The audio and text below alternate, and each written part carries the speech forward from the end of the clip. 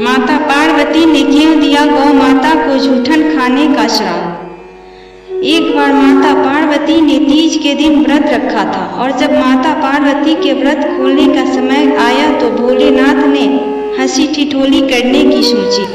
तब फिर भोलेनाथ ने अपनी पत्नी को तंग करने के लिए कहीं छिप गए। माता पार्वती ने अपने पति को ढूंढने के लिए चारों दिशाओं में भ्रमण किया, फिर भी भोलेनाथ उन्हें कहीं नहीं मिले। तब माता पार्वती जब निराश हो गई तब जाकर किसी एक स्थान पर बैठ गई और वह अपने पति को लौटने का इंतजार करने लगी। समय बीता, फिर भी भगवान शंकर उनके पास नहीं पहुंचे। सूरज भी ढलने वाला था। ऐसे में माता पार्वती ने सोचा, भगवान तो खुद ही इस संसार के जनक हैं, जिनसे कोई भी बात छिपी नहीं है। ऐसे में वह जहाँ भी होंगे वह हमें पूजा करते हुए जरूर देख लेंगे। यह सोचकर माता ने मिट्टी का शिवलिंग बनाया और उनकी पूजा करने लगे।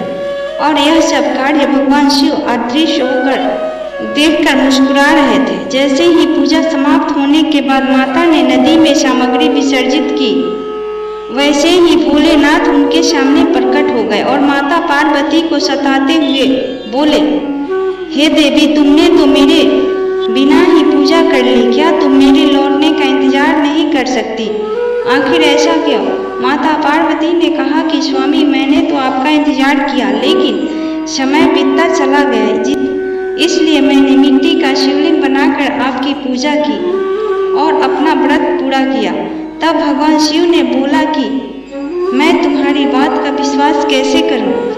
क्या तुम्हारे पास कोई साक्ष्य है? तभी वहां माता ने एक गाय को खड़ा देखा जो सब कुछ देख रही थी। माता पार्वती ने भोलेनाथ से कहा कि यह गाय मेरी पूजा की साक्षी है, आप इन्हें भी पूछ लीजिए। लेकिन वह गाय भी भगवान शंकर के हंसी ठिठोली से वाकिफ थी।